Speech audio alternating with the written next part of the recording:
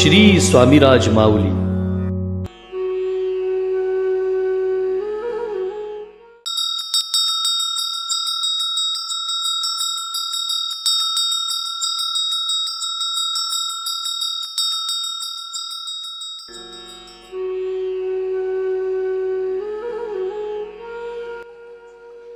जागतिक महिला दिनाच्या निमित्ताने तुला काय करता येईल का रे, असं आमच्या नम्रताताईचे चिरंजीव स्वप्नील भटने मला विचारलं।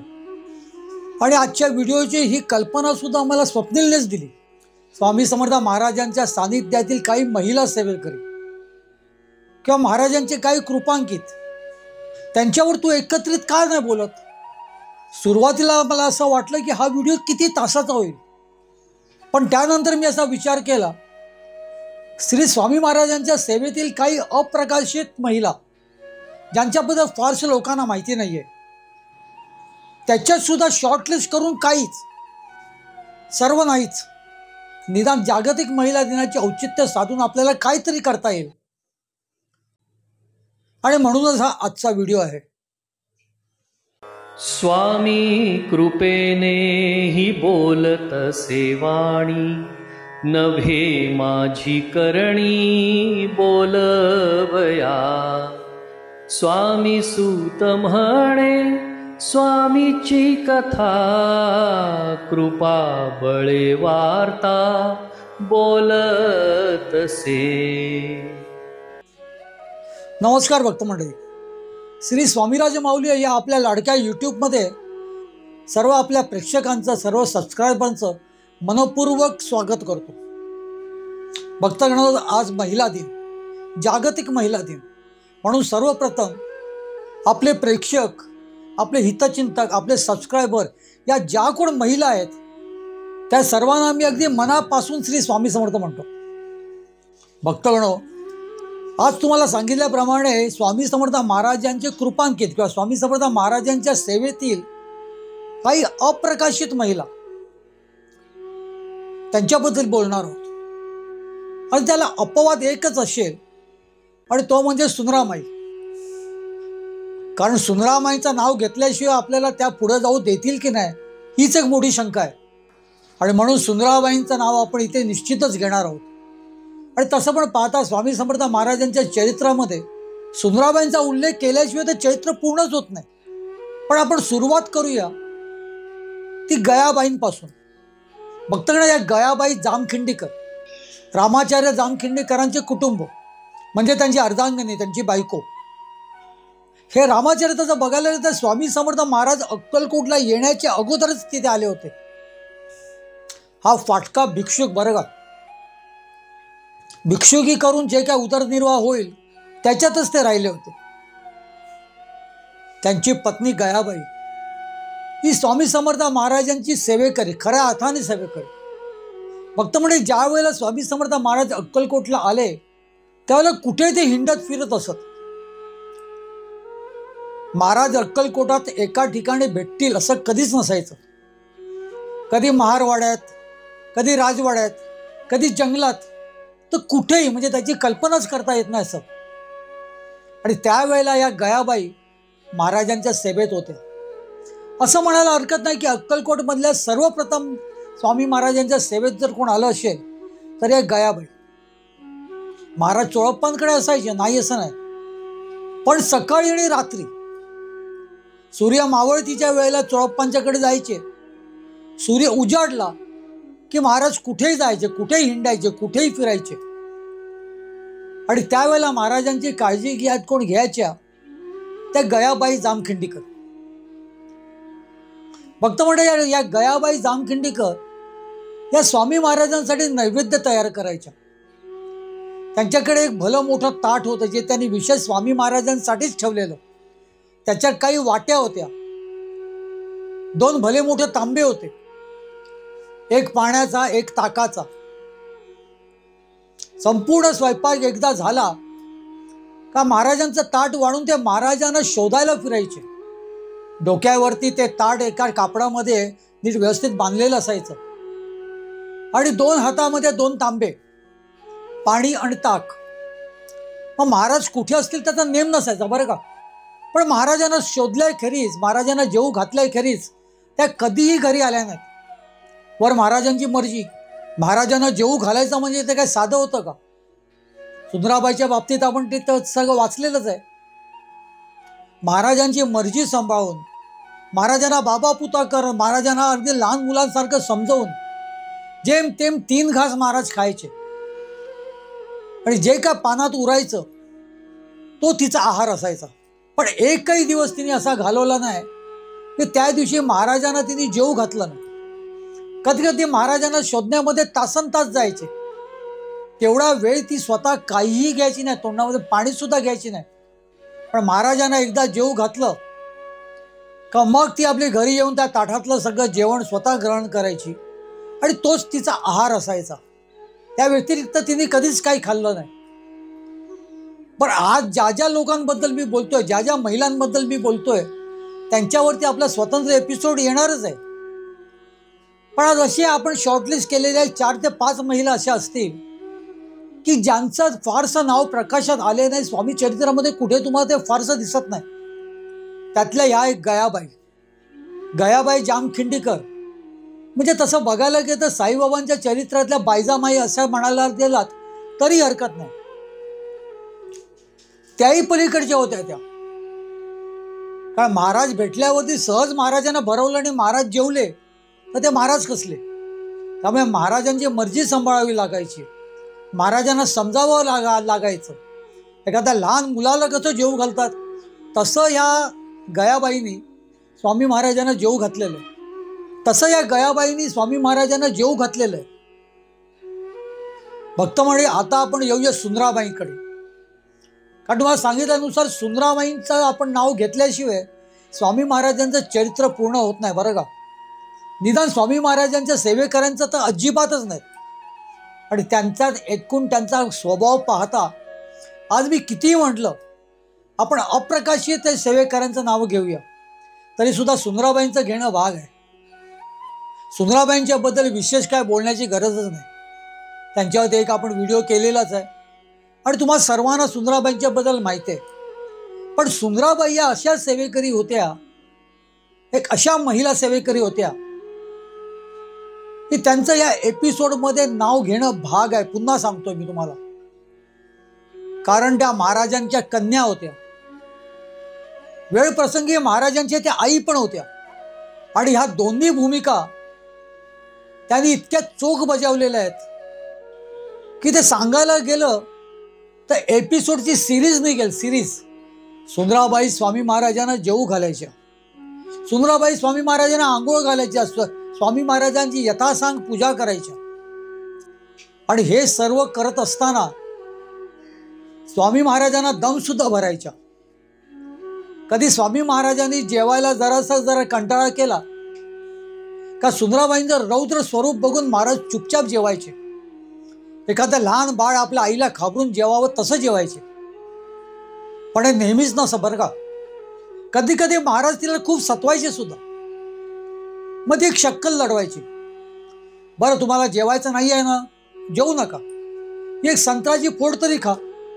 असं करत ती पुढे संत्र्याची फोड ठेवायची.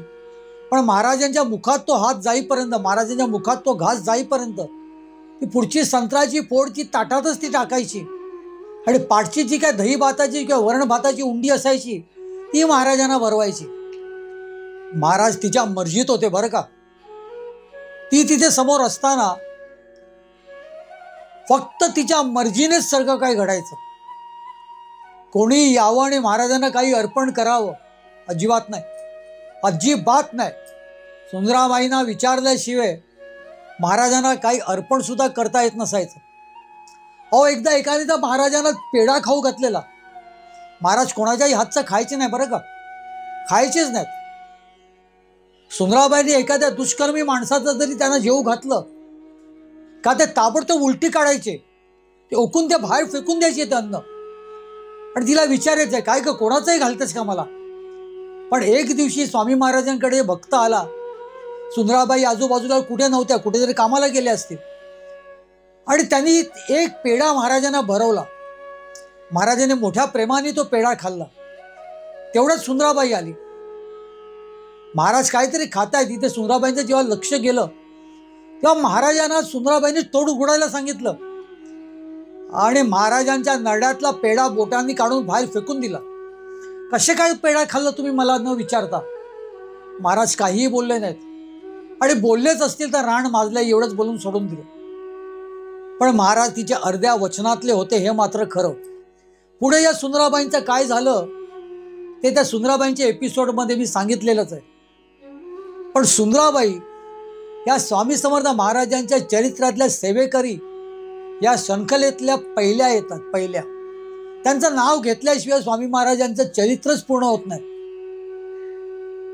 त्यामुळे आज आपला अप्रकाशित महिला सेवेकरांचा जरी आपला एपिसोड असला तरी सुंदराबाईंचं नाव घेणं भाग आहे. भक्त म्हणे स्वामी महाराज अक्कलकोटला आले आणि सुरुवातीच्या काळामध्ये जास्तीत जास्त जिथे त्यांचा सहवास असायचा ते चोळप्पांचं घर. अगदी सुरुवातीला तो मुसलमान मोहम्मद अली रिसालदार स्वामी महाराजांना चोळप्पांकडे घेऊन गेला खरं, पण एका मुसलमानाबरोबर स्वामी महाराज आलायत म्हटल्यावरती चोळप्पांची बायको आणि चोळप्पांच्या सासूबाईंनी मात्र नाक मुरडलं आणि त्यावर स्वामी महाराजांनी त्या मुसलमानाला घरात घेतलं.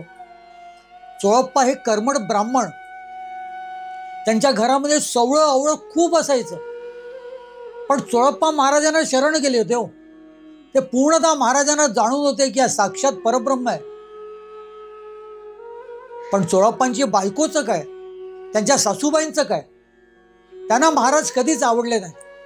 महाराज आपल्या घरी येणं, कुठेही बसणं, कुठेही उठणं हे त्यांना कधीच आवडलं नाही. ते नेहमी चोळप्पांकडे त्याचा पूर्णतः तकादा करत असत. पण चोळप्पांनी कधीच त्यांच्याकडे लक्ष दिलं नाही. चोळप्पा महाराजांचे निस्सीम भक्त होते. त्यामुळे त्या ज्या ज्या वेळेला महाराजांबद्दल बोलत त्याला चोळप्पा त्यांना गप्प करत. पण महाराजांना तरी स्वस्थ राहावं तेही नाही. महाराजांनी अक्षरशः धुमाळकूळ घातलाय. चोळप्पांच्या बायकोला महाराजांनी किती छळावं, किती, त्याला सीमाच नाही. आपण साधा विचार सुद्धा करू शकत नाही. एक तर ते अत्यंत सवळे ते सांभाळत असत. सवळ्यानेच त्यांचा पूर्ण स्वयंपाक होत असे. त्यानंतर देवाला नैवेद्य झाल्याशिवाय त्यांच्याकडे कोणी जेवायला बसत नसत. हे सगळं पाहता स्वामी महाराजांनी त्यांना खूप छळलं. अहो, सवळ्याने केलेला स्वयंपाक महाराज कधीही स्वयंपाकखोलीत जायचे, कधी अन्नाला स्पर्श करायचे. अन्नाला स्पर्श तर सोडून द्या, चुलीवरची भांडी बाजूला काढून महाराज चुलीमध्ये शौच करायचे. अहो, ते साधी शिवाशिव चालत नसायची त्यांना. तिथे या चोळप्पांच्या बायकोनी महाराजांना किती सहन केलं असेल. स्वामी महाराजांनी त्यांची किती परीक्षा घेतली असेल. चुलीत जाऊन शौच करावं आज सुद्धा आपण विचार केला तरी किळस येतो आपल्याला. पण महाराजांनी ठरवलेलं की या बाईची परीक्षा घ्यायची.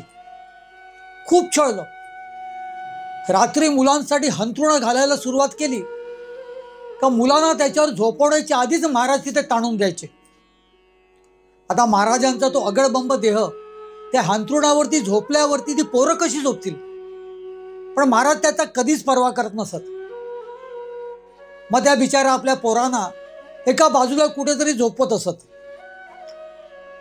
पोरांच्या हंतरुणावरती महाराज निजलेले असायचे, महाराज झोपलेले असायचे. एवढंच नाही तर चोळप्पांची बायको एक दिवशी ती बाळंत होणार होती. पूर्वीच्या काळात हॉस्पिटल्स वगैरे कुठे हो, 4 पडदे मांडले का त्या पडद्यातच प्रसूती व्हायची. पण त्या खोलीतून महाराज बाहेर जातील तर बाहेर जाणं तर सोडूनच द्या. तिथली सगळी मडकी भांडी वगैरे सगळे महाराजांनी ती उपडी सगळी मांडायला सुरुवात केली. पण त्या खोलीतून महाराज काय जात नाहीत.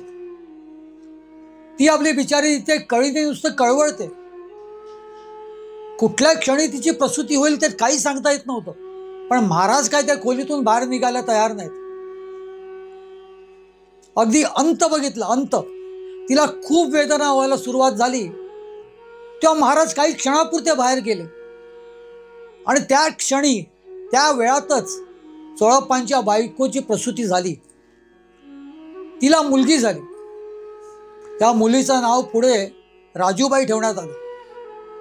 पुढे तिचं लग्न सुद्धा झालं. आणि एक दिवशी ती क्षयरोगाने आजारी पडली.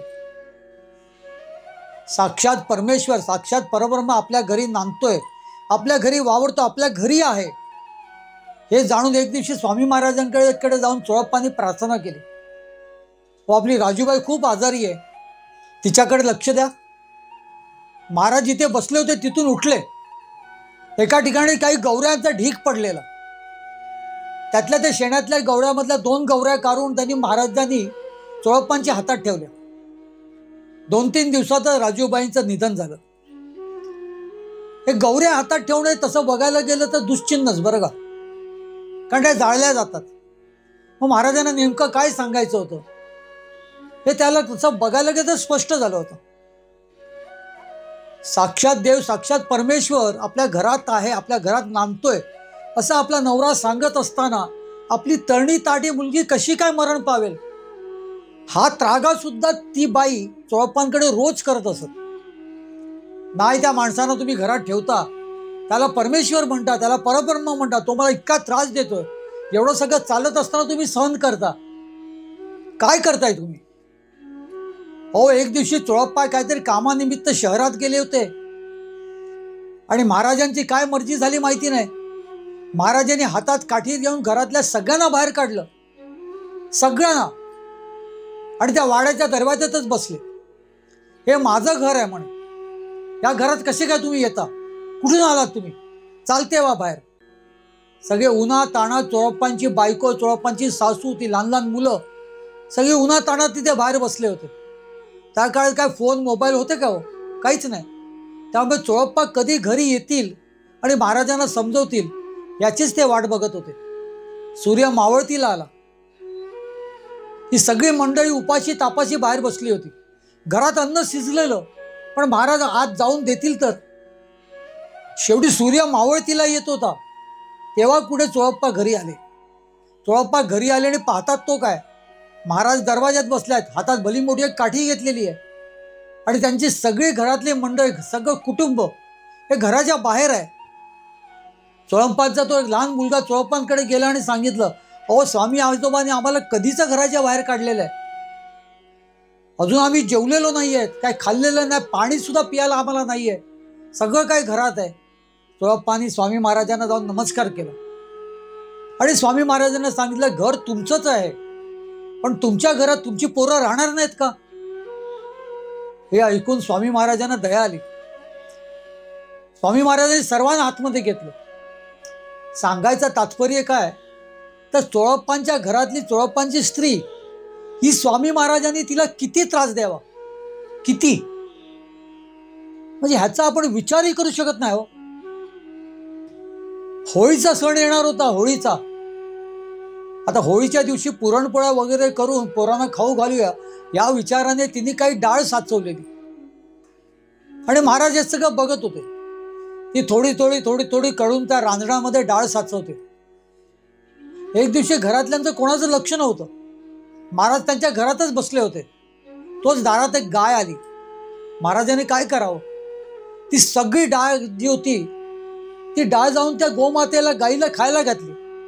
घरच्यांना माहितीच नाही. आता होळी 2 दिवसावरती आल्यावरती चोळप्पांच्या बायकोनी ती डाळ काढायला गेली. ती तर त्या रांजणामध्ये डाळ अजिबात नव्हती. डाळ गेली कुठे, सर्वत्र सगळ्यांना विचारू लागली. स्वामी महाराजांना सुद्धा तिने विचारलं, स्वामी महाराज याच्यामध्ये डाळ होती ती गेली कुठे? महाराज खतखत हसू लागले. अगं मला काय विचारतेस म्हणे, तुझी गोमाताच खाऊन गेली. आतमध्ये खोलीतल्या रांजणातली गाय कशी काय गोमाता खाईल? हे महाराजांनीच तिला खाऊ घातलेलं आहे. आपण काय केलेलं त्या बाईला कळलंय हे महाराजांना समजायला काय. महाराज काय दूधखोळे नव्हते, ते अंतर्ज्ञानी होते. तिच्या डोक्यातले विचार सगळे ते जाणून होते. त्यामुळे ते आपले तिच्याकडे बघून जोर जोराने हसत होते. तिने कपाळाला हात लावला आणि असा विचार केला की आता होळीत पोरांना खायला घालायचं काय. तिचे महाराजांनी खूप परीक्षा बघितली, खूप परीक्षा बघितली. एक दिवशी तिचा मुलगा कृष्णप्पा मरण पावला. त्याला काय झालं काय कळलं नाही, एकदम तोंडातून फेस यायला लागला आणि त्याने प्राणच सोडला. चोळप्पांची महाराजांवरती खूप श्रद्धा होती. ते लागलीच महाराजांकडे गेली आणि महाराजांना घरी घेऊन आले.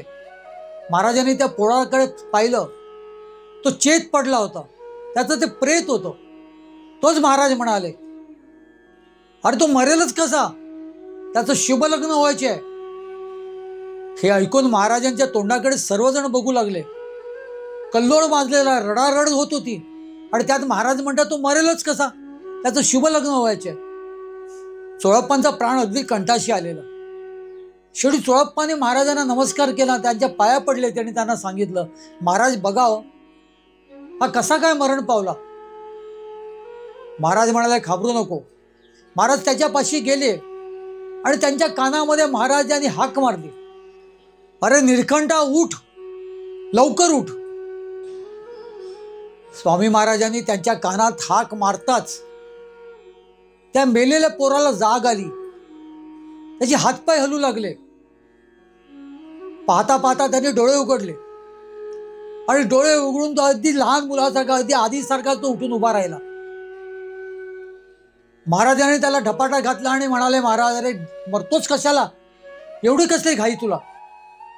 हे मात्र ज्या वेळेला चोळप्पांच्या बायकोनी बघितलं, तिथपासून चोळप्पांच्या बायकोचा महाराजांवरती श्रद्धा बसली, महाराजांवरती प्रेम चढलं.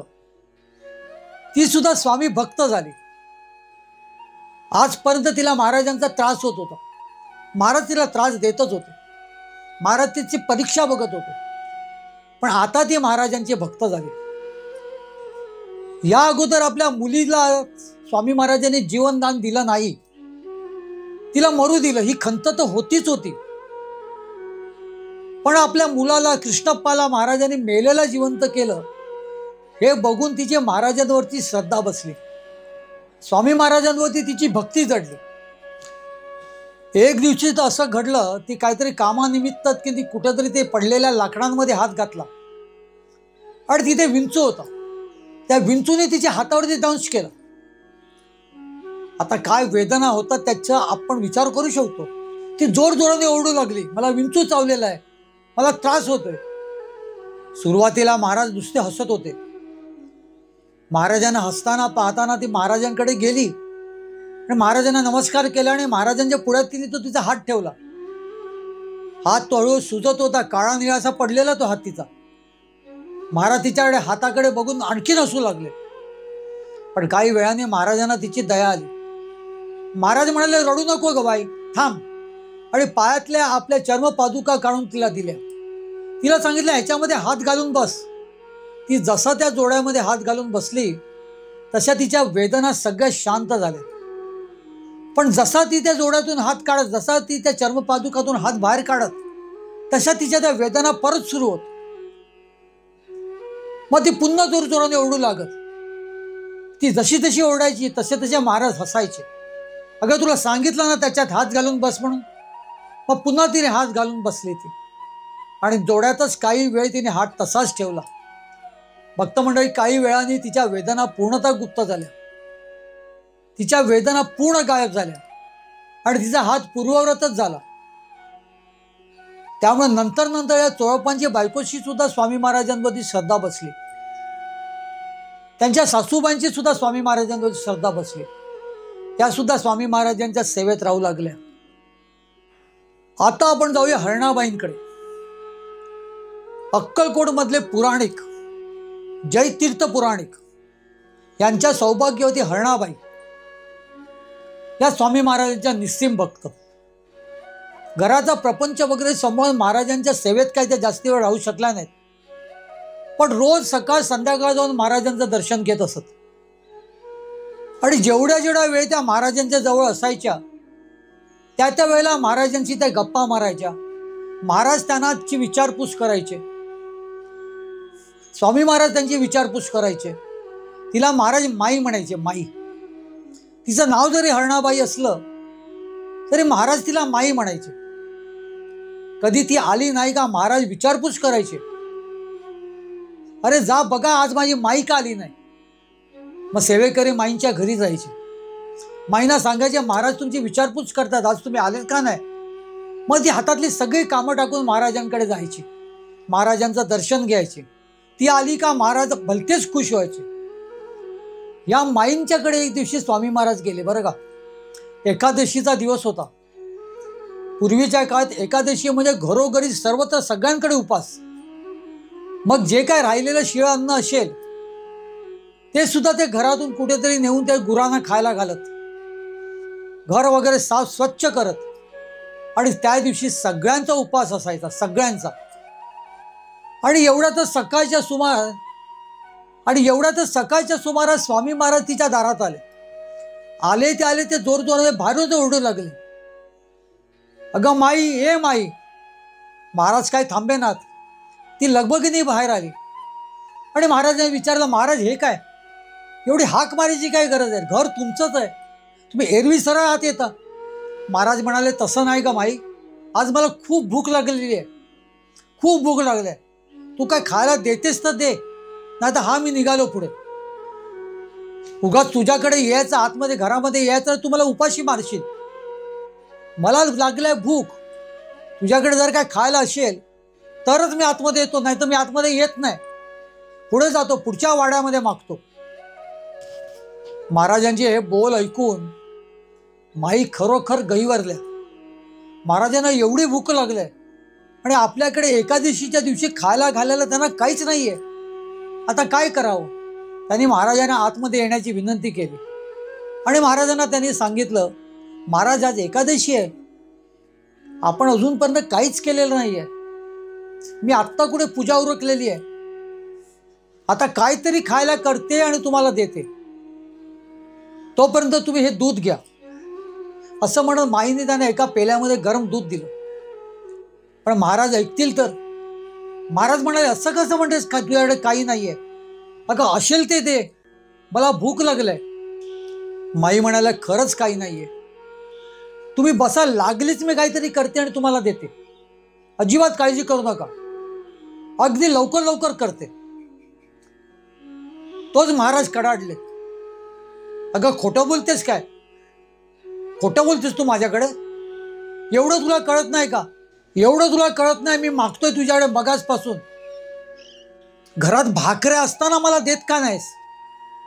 भाकऱ्या, अहो स्वामी खरंच भाकऱ्या नाही आहेत घरामध्ये, मग त्या कानोड्यात काय ठेवलंयस.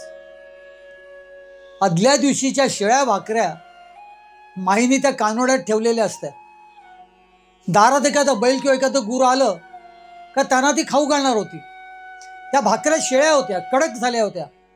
महाराजांनी त्या मागून घेतल्या. महाराज ऐकेच ना अजिबात. महाराज म्हणाले, त्या भाकऱ्या मला दे, नाही तर आत्ताच्या आता मी असं चाललोय तू. आता महाराज आपल्या घरी आलेले आहेत, महाराज खाऊ आला तर आपण त्यांना करून देतोय, पण ते ऐकतच नाहीयेत. त्या शेळ्या भाकऱ्या मागतायत आणि त्याही दिल्या नाहीत. तर अजिबात उपाशीपोटी महाराज आपल्या घरून जाणं ही कल्पना काय त्यांना सहन झाली नाही. शेवटी महाराजांच्या हट्टापोटी त्यांनी त्या अगदी मनाविरुद्ध त्या भाकऱ्या सगळ्या काढल्या आणि महाराजांकडे स्वाधीन केल्या. महाराजांनी मोठ्या प्रेमाने त्या भाकऱ्या सगळ्या त्या दिलेल्या दुधामध्ये कुस्करल्या आणि तो भाकरीचा काला पोटभर खाऊन ढेकर देत महाराज तिथून निघाले. एका ठिकाणी माईंना वाईट वाटले, आपण महाराजांना शेळ्या भाकऱ्या खाऊ घातल्या.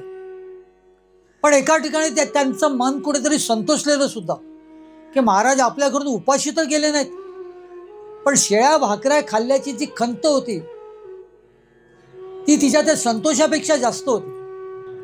काही वेळाने तिचे यजमान जेव्हा घरी आले, जेव्हा पुराणिक बुवा घरी आले, तेव्हा ही सगळी हकीकत पुराणिक बुवांना तिने सांगितली. हे ऐकून पुराणिक बुवांची तळपायची आग मस्तकात गेली. महाराजांना तू शेळ्या भाकऱ्या खाऊ घातल्यास, अगं तू काय सांगतेस, तुला कळतंय का. महाराज हे साक्षात परमेश्वर परब्रह्म ते, अहो मी काय करू, ते ऐकतच नव्हते. त्यांना मी सांगितलं, हे दूध घ्या, तोवर मी काहीतरी खायला करते आणि पटकन तुम्हाला देते, पण महाराज ऐकेनात. आणि त्यांना कसं कळलं माहिती नाही, त्या कोनड्यामध्ये शेळ्या भाकऱ्या आहेत. त्या शेळ्या भाकऱ्या महाराजांनी घेतल्या आणि खाल्ल्या. हे सगळं ऐकून जे जयतीर्थ पुराणिक इतके चिडले का विचारता कामा नाही. आणि त्या रागाच्या भरामध्ये हरणाबाईंचा म्हणजे त्या माईंचा हात त्यांनी घेतला आणि त्या चुलीत टाकला. पूर्वीच्या लोकांचा राग हा भयंकर असायचा. बायकोकडून एखादी गोष्ट चुकली का त्या बायकोला कुठचं शासन करतील ह्याचा काही नेम नसायचा. आता तसं नाही आहे, त्यामुळे ऐकायला जरा विचित्र वाटतं.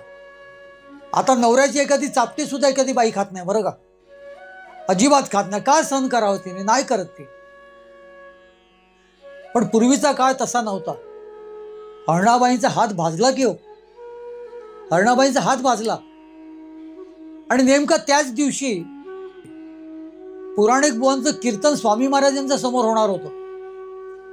ज्या वेळेला पुराणिक बुवांचं कीर्तन स्वामी महाराजांच्या समोर होत असत त्याला माई मात्र आवर्जून जात आणि गेल्या नाही तर महाराज त्यांची चौकशी करत.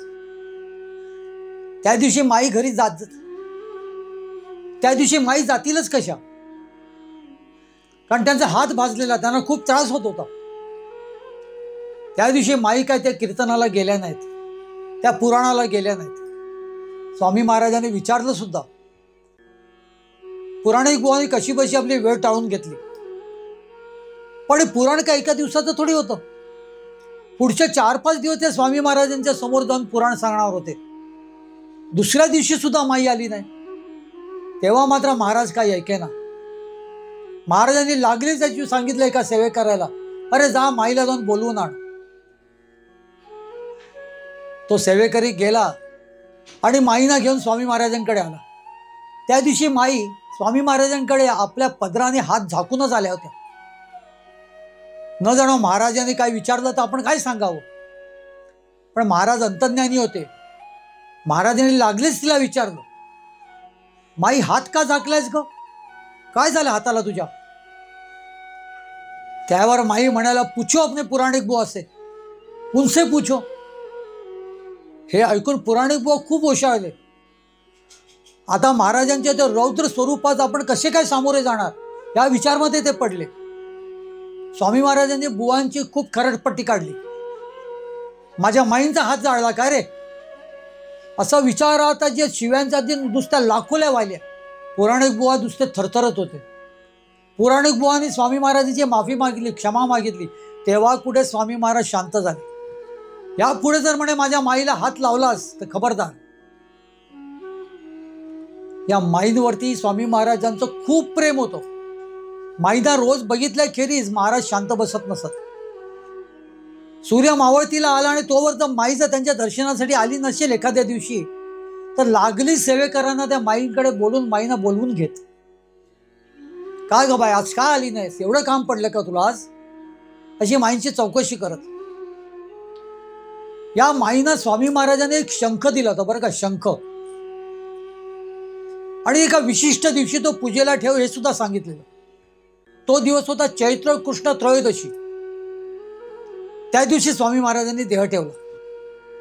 पण महाराजांनी देह ठेवण्या अगोदर एका सेवेकऱ्यामार्फत तिला निरोप पाठवला की तो शंख घेऊन माझ्याकडे ये.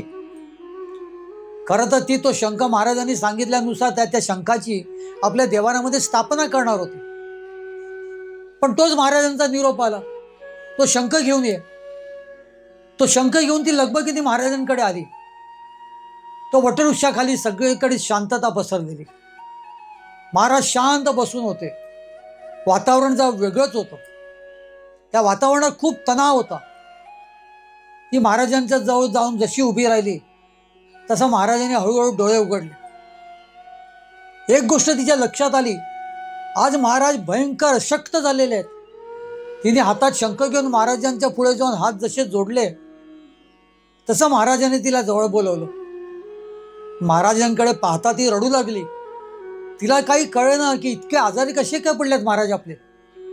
त्यांना बोलायला सुद्धा त्राण नाहीये. पण त्यातच महाराजांनी हळूहळू आवाजाच्या स्वरामध्ये तिला सांगितलं, अगं या शंखामध्ये गंगाजल भर बरं का, आणि ते मला पाज. गंगाजल पाज, मला गंगाजल पाज सांगतात महाराज. ह्याचं नेमकं समजायचं काय, गंगाजल कधी पाजलं जातं. महाराजांच्या तोंडचे हे शब्द ऐकून माई शांत झाल्या आपण काय ऐकतोय, महाराज आपल्याला काय सांगतायत हेच माहीना सूचना असं झालं. स्वामी महाराजांच्या सांगण्यानुसार त्यांनी त्या शंखामध्ये गंगाजल घेतलं आणि महाराजांच्या मुखामध्ये घातलं. महाराज प्रसन्न झाले आणि महाराज तिला सांगितले, आता घरी जा माई, आता घरी जा. महाराजांची आज्ञा, काहीच करता येत नाही. ती जड पावलाने आपल्या घरी गेली आणि काही वेळातच तिला समाचार मिळाला की महाराजांनी देह ठेवलेला आहे. महाराजांनी देह ठेवते वेळी तिच्या हातून गंगाजल प्राशन केलेलं आहे बरं का. या हरणाबाई स्वामी महाराजांच्या लाडक्या माई, त्यांच्या हातून स्वामी महाराजांनी गंगाजल प्राशन करूनच महाराजांनी देह ठेवला. किती भाग्यवान होत्या हरणाबाई, किती भाग्यवान होत्या. भक्त मंडळी, आता आपण जाऊया कमळाबाई सरदेशमुख कडे. कमळाबाई सरदेशमुख या अक्कलकोटला वटवृक्ष देवस्थानाच्या अगदी शेजारी त्यांचा देशमुख वाडा आहे. वयाच्या 21व्या वर्षी लग्न झालं आणि वयाच्या 22व्या वर्षी किंवा 23व्या वर्षी त्या विधवा झाल्या. किती खडतर आयुष्य असेल त्यांचं बघा. त्या काळामध्ये ह्या इतक्या तरुण वयामध्ये विधवा होणं आणि तेही 2 पोरं आपल्या पदरात. त्या 2 वर्षामध्ये त्यांना 2 मुलं झाली होती आणि मुलं झाल्याच्या नंतर ती लहान लहान बाळं असताना तिचे यजमान गेले. वयाच्या 23व्या वर्षी त्या विधवा झाल्या. स्वामी महाराज या सरदेशमुखांच्या वाड्यात नेहमी येत असत. कमळाबाई समोर दिसल्या का महाराज त्यांना शिव्यांची लाखोली वाहत, पण कमळाबाईंना त्याचं कधीच काही वाटलं नाही. आपल्या आयुष्यातले भोग, आपल्या आयुष्यातली जी काही विवंचना आहे ती कमी करण्यासाठी न जाणं महाराज आपल्याला शिव्या घालत असतील तर, असं समजून ती महाराजांच्या शिव्याच महाराजांच्या समोर उभ्या राहून खात. ती समोर आली रे आली का महाराज रौद्र स्वरूप धारण करायचे आणि तिच्या ती शिव्याच्या लाखोल्या व्हायच्या. बरं, काही वर्षांनी तिची ती 2 लहान मुलं ही दोन्ही काय ना काय निमित्तानं मरण पावली. अशातच महाराजांच्या सांगण्यानुसार तिने एक दत्तक घेतलं मुलं आणि त्या दत्तक मुलाला वाढवलं. आज जो सरदेशमुखांचा वंश आपल्याला जो काय दिसतोय तो त्या दत्तक मुलाच्यामुळे. भक्त मंडळी, या कमळाबाईंची सुद्धा स्वामी महाराजांनी नाना तऱ्हेने परीक्षा घेतलेली आहे. पहिली गोष्ट म्हणजे ज्या वेळेला ते स्वामी महाराजांच्या समोर त्या जात, त्या वेळेला स्वामी महाराज त्यांच्यावरती शिव्यांच्या लाखोल्या वात.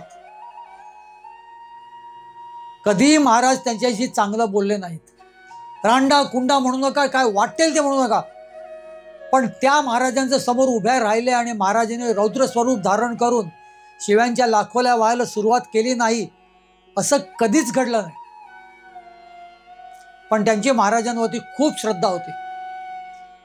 महाराज ज्या वेळेला त्यांच्या वाड्यात येत असत त्या वेळेला त्या महाराजांच्या सेवेत तत्पर होत. स्वामी महाराज आल्या त्यांचे चरण धुत, त्यांना जेवू घालत, त्यांना थंडगार पाणी देत. ही सगळी सेवा त्यावरती मुकाट्याने कमळाबाई करत असत. आणि हे सगळं करताना सुद्धा महाराज थांबायचे नाहीत बरं का. महाराज तिला नेहमी हडूस करत, भरपूर शिव्यांच्या लाखोल्या वात. हे सगळं सहन करत ती महाराजांची सेवा करत असत. एके दिवशी महाराज ते ह्या देशमुखांच्या वाड्यात आले तर तिथे मुक्कामाच राहिले. आता महाराज आपल्या घरात निजलेले आहेत, म्हणजे उद्या सकाळी लवकर उठून आधी महाराजांना काय पाहिजे नको ते बघावं लागणार. म्हणून त्या दिवशी कमळाबाई जरा लवकरच उठल्या. लवकर उठून महाराज ज्या खोलीमध्ये निजले होते तिथे जाऊन पाहते तो काय, आतमध्ये महाराज नव्हतेच. महाराज कधी आणि कुठे गेले या विचारात त्या होत्या. सर्वांना विचारलं पण त्यांच्याबद्दल कोणाला काहीच माहिती नव्हतं. आणि थोड्या वेळाने तिच्या कानावरती महाराजांच्या हाकेचा आवाज आला, अगं कमळे कमळे बाहेर ये. महाराज आपल्याकडे निजलेले असताना इतक्या सकाळी पहाटे बाहेर गेले कसे आणि आता आपल्या बाहेरून हाक मारतायत. ती लगबगीने वाड्याच्या बाहेर आली तर बाहेरून पाहतो तो काय, एका झाडाच्या तिथे महाराज उभे आहेत आणि महाराज तिला बोलवत आहे, ग ये लवकर ये, खाली ये. तो वाडा जरा उंचावरती होता, काही पायऱ्या खाली उतरून यावं लागत असायचं. पण महाराजांना धीर असेल तर महाराज तिला येण्यासाठी खूप घाई करत होते. अहो थांबा थांबा, येते असं करत करत ती खाली उतरली खरी. तोच महाराजांनी त्या झाडाच्या खाली हात दाखवला आणि सांगितलं, हा बघ मारुती आहे, हा तुझ्यासाठी मी आणलाय बरं. भला मोठा काळ्या पाषाणातला तो मारुतीची मूर्ती बघून त्या अचंबित झाल्या. एवढी भली मोठी मारुतीची मूर्ती महाराजांनी कुठून आणली आणि इथे आणून ठेवली? महाराज तिला सांगत होते, अगं कमळे, या मारुतीची पूजा रोज कर, तुला काहीही कमी पडणार नाही. ती शांतपैकी महाराजांना ऐकत होती. महाराजांच्या आज्ञेनुसार त्या मारुतीला सुद्धा तिने नमस्कार केला, स्वामी महाराजांना नमस्कार केला आणि त्याच झाडाखाली स्वामी समर्थ महाराजांच्या सांगण्यानुसार तिने त्या मारुतीची स्थापना केली. अगदी अखेरचा श्वास घेस्तोवर तिने त्या मारुतीची सेवा केली. रोज सकाळी उठून ती मारुतींची पूजा करत. तिला त्या मारुतीमध्ये प्रत्यक्ष स्वामी समर्थ महाराजच दिसत असत. आज सुद्धा हा हनुमान, हा मारुती तिथे विराजमान आहे बरं का. या सरदेशमुखांच्या मारुतीवरती आपण एक एपिसोड सुद्धा केलेला आहे. या कमळाबाईंवरती महाराजांचं खूप प्रेम होतं आणि बहुतेक तसंच होतं. कमळाबाईंचे भोग, कमळाबाईंचा त्रास कमी होण्यासाठी स्वामी महाराज त्यांना शिव्यांच्या लाखोल्या वाहत असत. पण कमळाबाई मात्र स्वामी महाराजांच्या सेवेत कायम राहिल्या.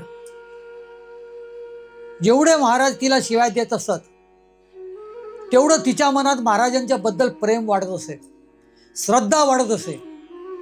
महाराजांच्या वरचं प्रेम, महाराजांवरच्या वरची श्रद्धा ही इतकी वाढत असे का कमळाबाई जणू काही स्वामी महाराजांच्या कन्याच होऊन बसल्या होत्या.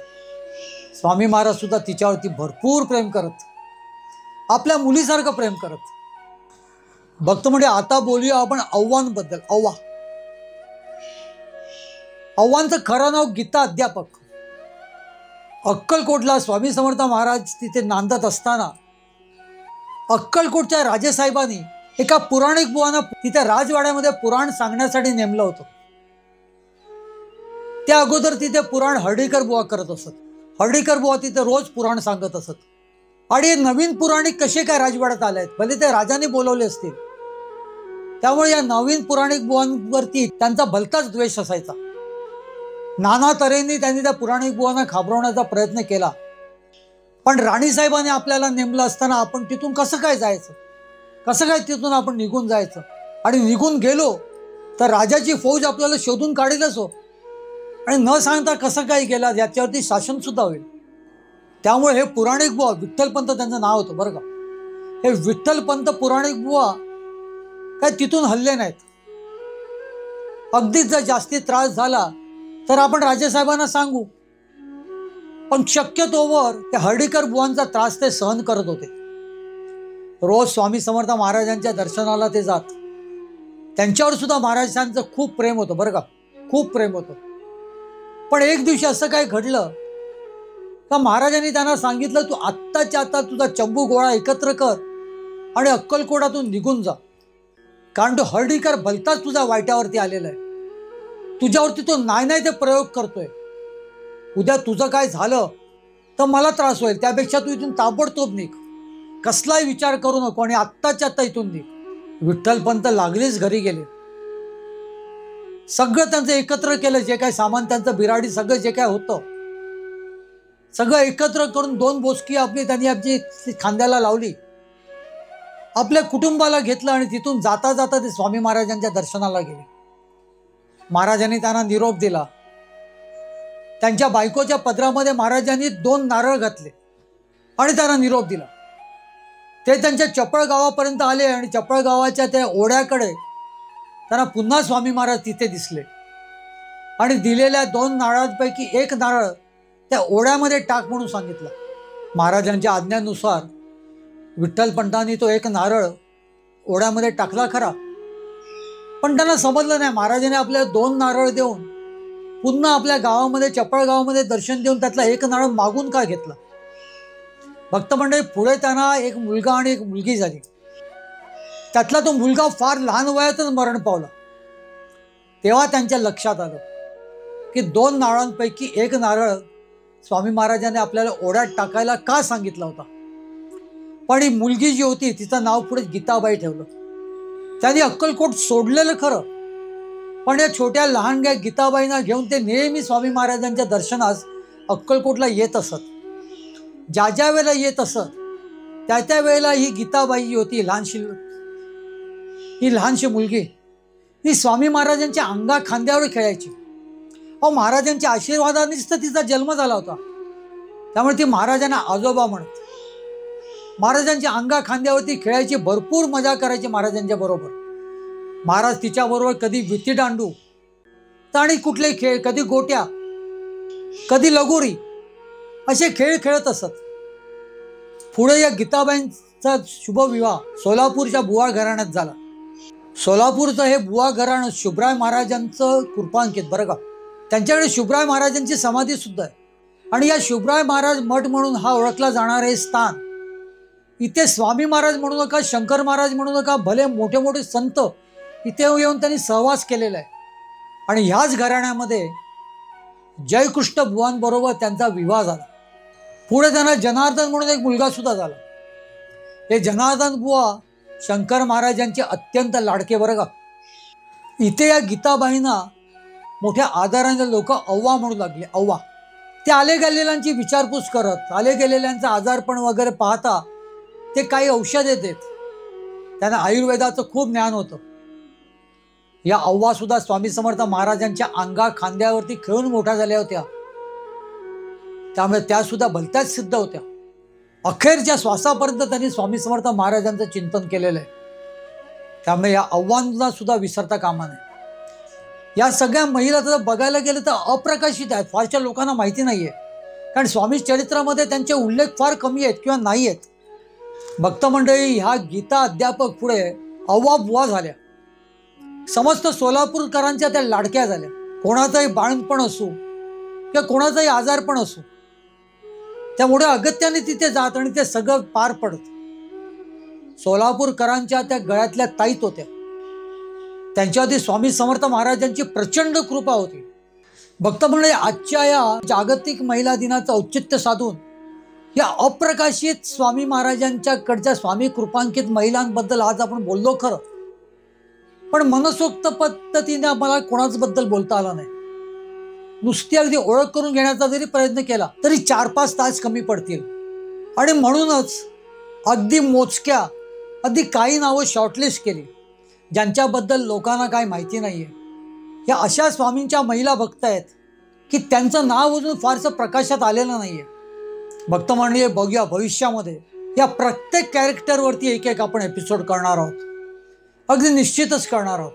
जागतिक महिला दिनाचे औचित्य साधून आपल्या या श्री स्वामीराज माऊली या यूट्यूब चॅनलवरती काहीतरी करा असा आपल्या ज्या सगळ्या सबस्क्रायबरांचा आग्रह होता.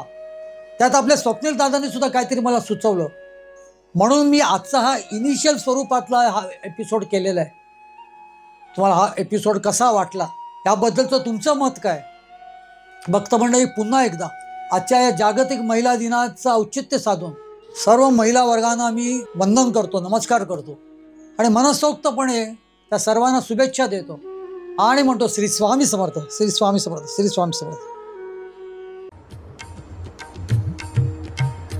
स्वामी देई हेची दान, नित्य चरणाचे दर्शन, चरणाचे दर्शन, नित्य चरणाचे दर्शन.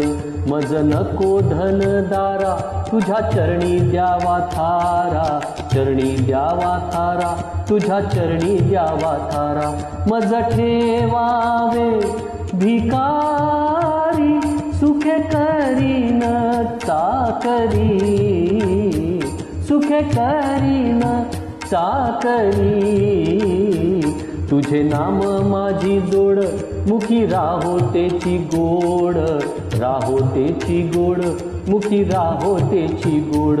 स्वामी देई हेची दान, नित्य चरणाचे दर्शन, चरणाचे दर्शन, नित्य चरणाचे दर्शन. तुझ्या चरणी माझा माथा, ऐसे करी दीनानाथा, ऐसे करी दीनानाथा.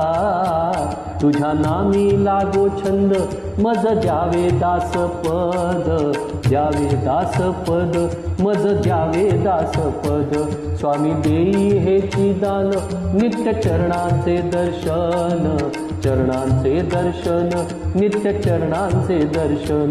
सुत मागे हेची दान, सुत मागे हेची दान, तुझ्या चरणी होऊलीन, तुझ्या चरणी होऊलीन.